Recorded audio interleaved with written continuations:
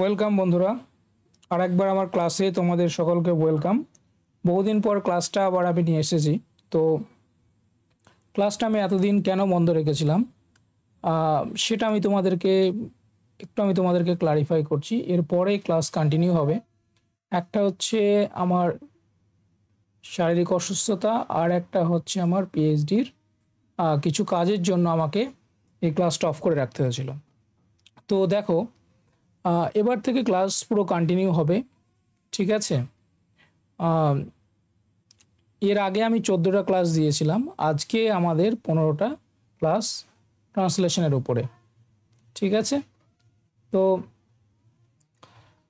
যেভাবে ক্লাস আমি করাতাম, প্রথমে টেক্সটটা পড়ে নেব, কারণ ফার্স্ট রিডিং সেকেন্ড রিডিং তোমরা করতে পারো।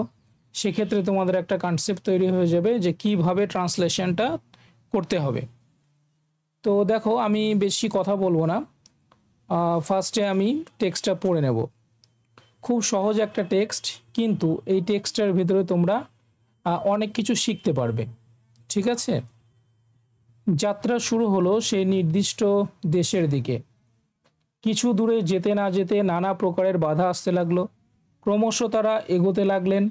যেখান দিয়ে যান সেখানে এক এক জায়গায় তাঁবু ফেলে খাবার রেখে যান এবং প্রত্যেক তাঁবুর উপর একটা করে পতাকা গুঁজে রাখেন, কারণ ফেরবার সময় যখন খাবার দরকার হবে তখন এই সমস্ত তাঁবু থেকেই তা পাওয়া যাবে এবং ফেরবার পথেরও নিশানা হবে। তাহলে দেখো, এই যে বাংলাটা কিন্তু সহজ সরল, কিন্তু তুমি যদি ইংলিশ করতে যাও, যদি একেবারে এরকমভাবেই করতে যাও, তাহলে কিন্তু অনেকটা সমস্যায় পড়ে যাবে। তো কতটা সহজ সরলভাবে করা যাবে সেটা আমি তোমাদেরকে দেখাচ্ছি। দেখো,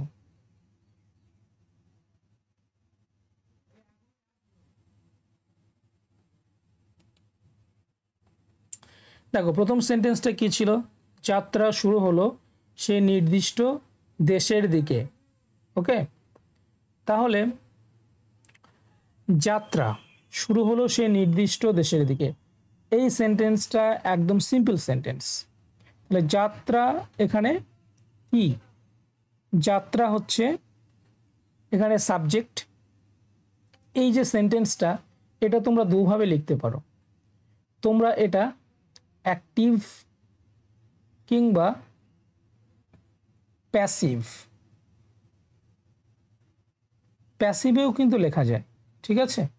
কিন্তু প্যাসিভে লেখা আমাদের দরকার নেই, আমরা অ্যাক্টিভ ভয়েসেই লিখব সেন্টেন্সটা। তাহলে যাত্রা শুরু হলো সে নির্দিষ্ট দেশের দিকে। যদি আমরা এটা অ্যাক্টিভ ভয়েস ধরি, তাহলে এর সাবজেক্ট কোনটা? সাবজেক্ট হচ্ছে যাত্রা, তাই তো? এখানে ভার্ব কোনটা? ভার্ব হচ্ছে শুরু হলো, এটা ভার্ব। তাহলে যাত্রা শুরু হলো কোন tense? Simple past tense. Okay, সেই নির্দিষ্ট দেশের দিকে। এবার আমরা এই ফ্রেজটাকে কিভাবে জুড়বো, বাকি অংশটাকে কিভাবে জুড়বো সেটা দেখব। ওকে, তার জন্য আমরা প্রিপোজিশন ইউজ করব। তাহলে দেখো, ফার্স্টে দি জার্নি। ওকে, যাত্রা আমরা প্যাসিভ করলে ইজ সেট ফোর্থ দিতাম, বিগিন, বিজ্ঞান, বিজ্ঞান করতাম, কিন্তু আমরা এটা অ্যাক্টিভ ভয়েসে লিখব। দি journey set fourth. Set fourth সব থেকে ভালো ওয়ার্ড, ঠিক আছে? বিজ্ঞানও তোমরা বলতে পারো। তাহলে দি journey set fourth toward that, সেই নির্দিষ্ট দেশের দিকে। এখানে দেখো, এইবার এই যে দেশ, তাহলে আমাদের কিন্তু আক্ষরিক মানে ধরলে হবে না, লিটারাল যে মিনিং, লিটারাল মিনিং এখানে নিলে হবে না, ঠিক আছে? তাহলে এখানে দেশ মানে যে কান্ট্রি সেটা কিন্তু না, ঠিক আছে? দেশ মানে একটা জায়গা। হ্যাঁ, তাহলে সেক্ষেত্রে আমাদের পারফেক্ট ওয়ার্ড আমরা এখানে বলতে পারি ল্যান্ড। ওকে, ল্যান্ড, দেশের দিকে।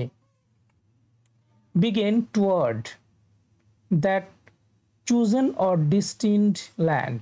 তাহলে আমরা সেই নির্দিষ্ট মানে পার্টিকুলার ল্যান্ড না বলে কি বলবো? ডিস্টিন্ট।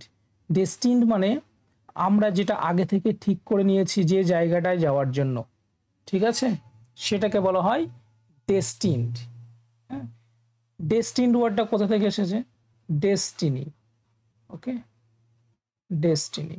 ডেস্টিনি মানে কি? ডেস্টিনি মানে হচ্ছে আমাদের গন্তব্যস্থল, তারপর হচ্ছে ভাগ্য, এই ধরনের যে সেন্সগুলো সেগুলো ডেস্টিনি আমরা ইউজ করি। এবার এটাকে আমরা পার্টিসিপল করে দিলাম। ওকে, পার্টিসিপল কিসের কাজ করে? অ্যাডজেক্টিভের কাজ করে। Destined land, this is participle. Participle হচ্ছে একটা অ্যাডজেক্টিভের কাজ করে। যেমন আমরা যদি বলি, দেখো এখানে ব্রোকেন গ্লাস। ওকে, তাহলে এখানে এই যে ব্রোকেন ওয়ার্ডটা, হ্যাঁ, ব্রোকেন, এটা পার্টিসিপল, পাস্ট পার্টিসিপল ফর্ম। এবং এই ভার্বের পাস্ট পার্টিসিপল ফর্মটা কাকে কোয়ালিফাই করছে, কার সম্পর্কে বলছে? গ্লাস একটা নাউন, ঠিক না? আর যে নাউন সম্পর্কে বলে তাকে অ্যাডজেক্টিভ বলে। তার মানে পার্টিসিপল কাজ কার কাজ করে? অ্যাডজেক্টিভের কাজ করে। তবে দেখো এগুলো খুব সহজ জিনিস, তবুও অনেকদিন পর ক্লাস নিয়ে এসেছি, এই জন্য বলে দিলাম। আর যারা একেবারেই এগুলো যাদের এই বিষয়গুলো যারা জানো না, তারা এখান থেকে আবার জেনে নেবে, আর যারা জানো তাদের রিভিশন হয়ে যাবে। চলো next.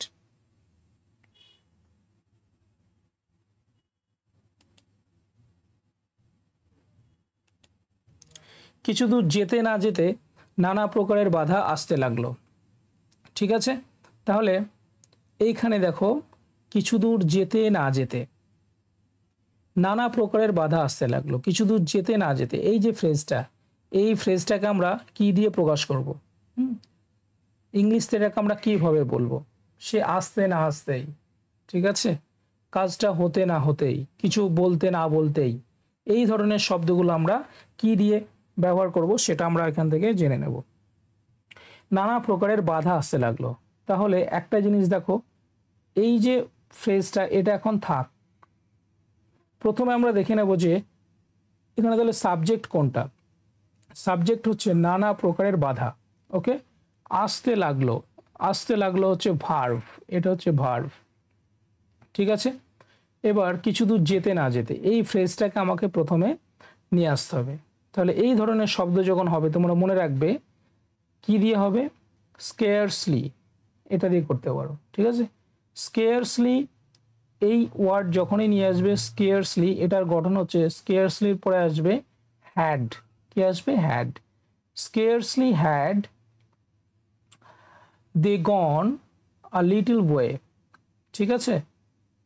Scarcely had they gone a little way, তারা কিছু দূর যেতে না যেতেই, গন এ লিটল ওয়ে। তাহলে scarcely had plus subject plus ভার্বের third form, past participle form হবে। ওকে, তাহলে কিছু দূর যেতে না যেতেই। এবার কিছু দূর যেতে না যেতে, এই ফ্রেজটাতে তো কোনো সাবজেক্ট নেই, এখানে কিন্তু কোনো সাবজেক্ট নেই। তাহলে এখানে আমি একটা সাবজেক্ট নিয়ে আসবো। সে সাবজেক্ট তুমি নিজে থেকে কি নিয়ে আসতে পারো? যে তারা কিছু দূর যেতে না যেতে, অথবা আমরা কিছু দূর যেতে না যেতে। ওকে, তাহলে এটা ফার্স্ট পার্সন ন্যারেটিভ হলে আমরা, আর থার্ড পার্সন ন্যারেটিভ হলে তারা হবে। তো আমরা এখানে তারাটাকে দেখে অ্যাজ আ সাবজেক্ট আমরা ব্যবহার করছি। তাহলে scarcely had they gone, okay, a little way, কিছু দূর যেতে না যেতেই। হ্যাঁ, তাহলে এটা দিয়ে আমরা এটা বুঝিয়ে দিলাম। এবার তারপরে যখন আমরা স্কেয়ারসলি হ্যাড এই ফর্মটা ইউজ করব, স্কেয়ারসলি হ্যাড, মনে রাখবে স্ট্রাকচারটা, scarcely had plus subject plus ভার্বের পাস্ট পার্টিসিপল ফর্ম, বা আমরা যেটা সহজভাবে বুঝি V3, কিংবা ভার্বের পাস্ট পার্টিসিপল ফর্ম। V3 বলে আবার নানা রকম কন্ট্রোভার্সি কমেন্ট চলে আসবে, ঠিক আছে। তো এটা গ্রামাটিক্যাল যে টার্ম সেটা হচ্ছে পাস্ট পার্টিসিপল ফর্ম। তাহলে V3 দিয়ে দিলাম, ডট ডট ডট। এই স্কেয়ারসলির পরে, স্কেয়ারসলি, এটা দিস ইজ ফলোড বাই, মানে এর পরে যে সেন্টেন্সটা আমরা যোগ করব সেটা সবসময় মনে রাখবে দেন হবে না, ঠিক আছে। দেন হবে না। নো সুনার হ্যাড হলে দেন হয়, যদি নো সুনার হ্যাড হয় তাহলে দেন হয়। এখানে কি হবে? এখানে হবে ওয়েন। এটা কিন্তু তোমাদের অবজেক্টিভ কোশ্চেনও আসতে পারে, এরার কারেকশনও দিতে পারে, ঠিক আছে। Scarcely had always followed by when. কিন্তু যদি এটা হতো no sooner had plus subject plus ভার্বের third form that the dot dot then. এবার দেন হতো, তখন কিন্তু আর হোয়েন হবে না, ঠিক আছে? তাহলে এই গঠনটা মনে রাখবে। এবার দেখো, তাহলে no sooner had the gone a little way when many kinds of obstacles মানে কি এখানে বাধা, ঠিক আছে? নানা ধরনের নানা প্রকারের বাধা আসতে লাগলো। আসতে মানে কি appeared on their path বা on their way। ওকে, তাহলে আমরা কোন ভাবটা নেব? appeared, ঠিক আছে? এসে হাজির হলো, নানা রকম বাধা চলে আসলো, appeared on their way। ওকে, চলো। ক্রমশ তারা এগোতে লাগলেন, ক্রমশ তারা এগোতে লাগলেন। তাহলে যদিও বাধা আসতে লাগলো তবুও তারা কি এগোতে লাগলো। তাহলে এই যে এই ধরনের একটা কন্ট্রাডিক্টরি একটা সেন্স, ঠিক আছে? কন্ট্রাডিক্টরি মানে কি বাধা আসা সত্ত্বেও তারা এগোতে লাগলো। ওই জন্য কি হলো, আমি ইয়েট ইউজ করতে পারি কিংবা স্টিল এই শব্দটাও ইউজ করতে পারি। হ্যাঁ, তাহলে yet they kept moving forward step by step, ঠিক আছে? এখানে তুমি কমাটা তুমি বাদ দিয়ে দাও। তাহলে ইয়েট তারা subject kept moving forward step by step. এবার একটা জিনিস তোমরা বোঝো যে এটা গ্রামারিক্যাল স্ট্রাকচার শিখে নাও, পরবর্তীকালে তোমরা এখানে কোথাও ইউজ করতে পারবে। তাহলে ইয়েট দ্য কেপ্ট, এই যে কেপ্ট, ওকে, এই কেপ্ট ওয়ার্ডটা দেখো এ কিন্তু এর অর্থটা দে কেপ্ট যদি বলি তাহলে কিন্তু মিনিং পরিপূর্ণভাবে প্রকাশ করতে পারছে না, কমপ্লিট মিনিং দিতে পারছে না। তার জন্য আর একটা ওয়ার্ড লাগছে, সেটা হচ্ছে মুভিং ফরওয়ার্ড, ঠিক আছে? Moving forward. এবার এটাকে আমরা কি করেছি? এটাকে আমরা পার্টিসিপল করেছি, ঠিক আছে? হ্যাঁ, এখানে একটা ইনফিনাইট নন ফাইনাইট ভার্ব নিয়ে এসেছি, প্রেজেন্ট পার্টিসিপল করেছি। তো দেখো, তাহলে যখন এই মেন ভার্ব কমপ্লিট মিনিং দিতে পারছে না, তার জন্য আর একটা ওয়ার্ড লাগছে, ঠিক আছে?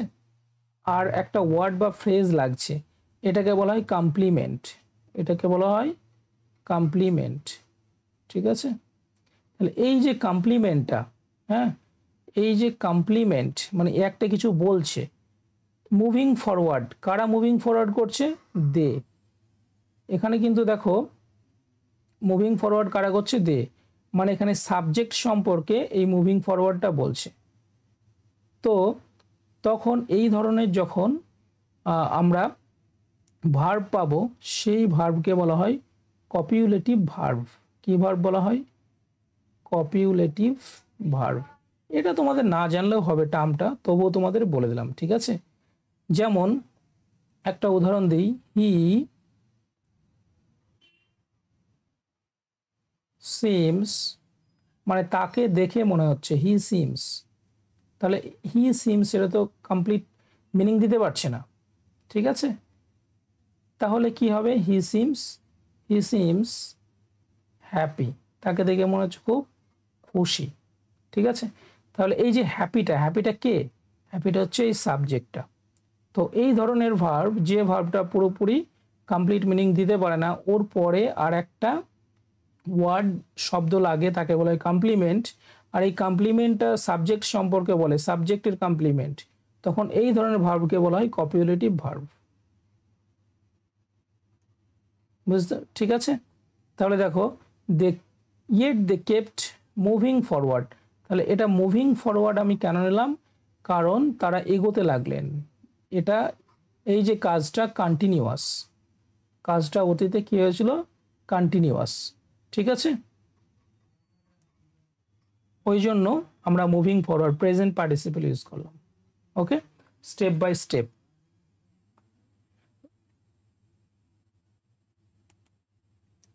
দেখো, এই যে সেন্টেন্সটা অনেক বড় একটা সেন্টেন্স, তো এখানে কিন্তু ঘাবড়ানোর কিছু নেই।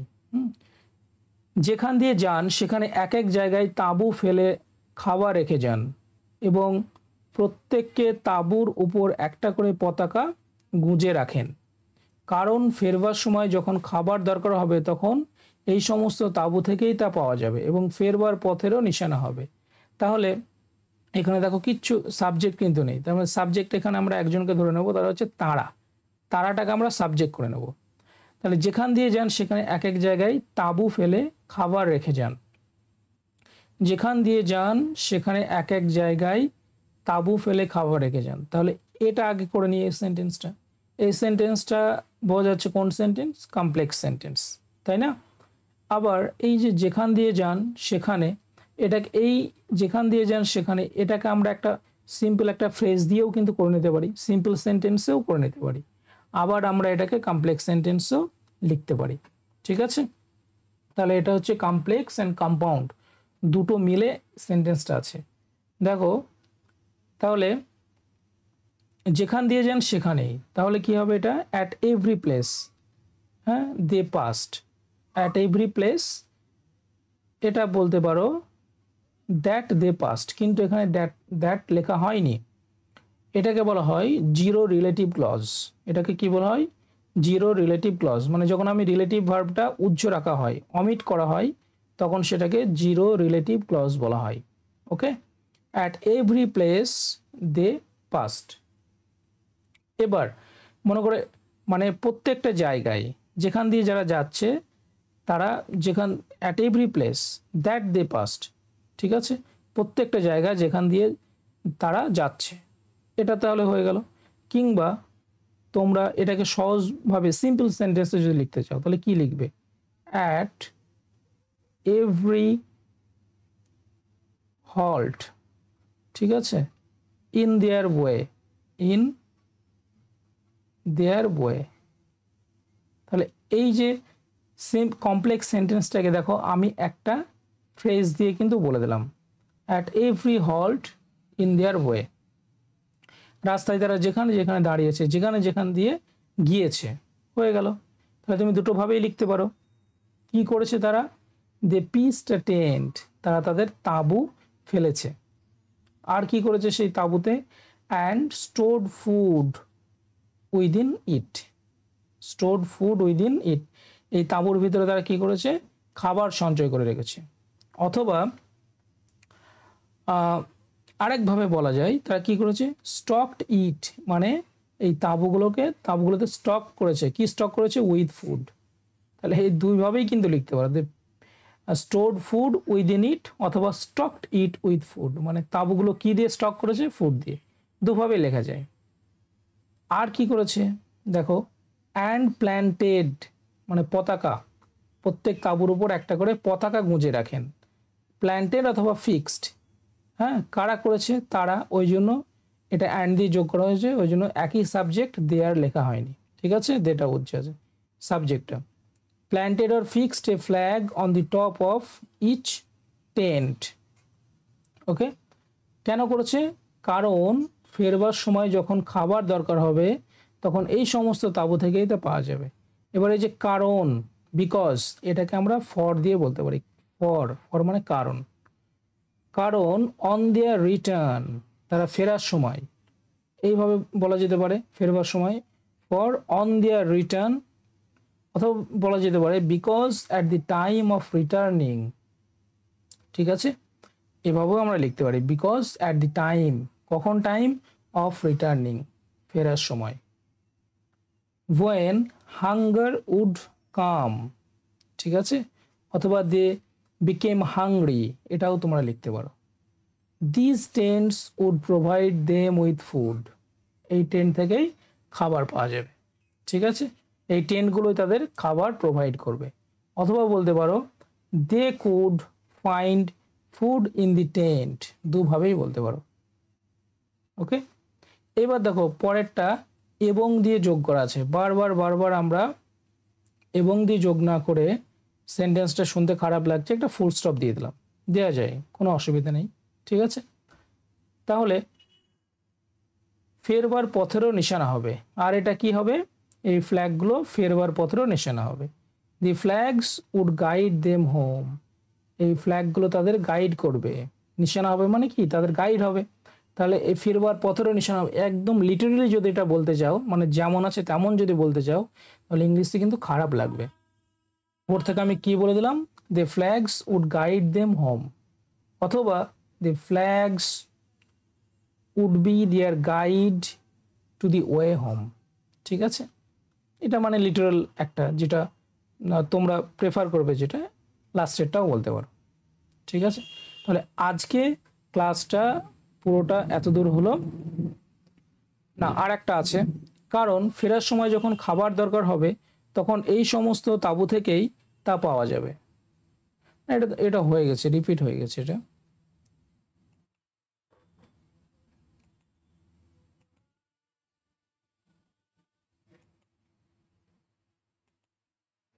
ওকে, থ্যাংক ইউ।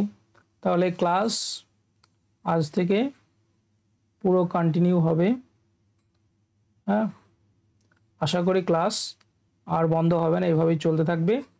আর তোমাদের ক্লার্কশিপ তো সামনে হবে, ঠিক আছে। আর এসআই এর, পুলিশ এসআই, ডাব্লিউবি কেপিএসআই আসছে। তোমরা যদি কেউ মনে করো যে ক্লাস করবে আমার, তাহলে তোমরা আমার হোয়াটসঅ্যাপ নাম্বারে যোগাযোগ করতে পারো। ঠিক আছে, হোয়াটসঅ্যাপ নাম্বারে দেখবে ফার্স্ট পেজে দেওয়া আছে। Thank you.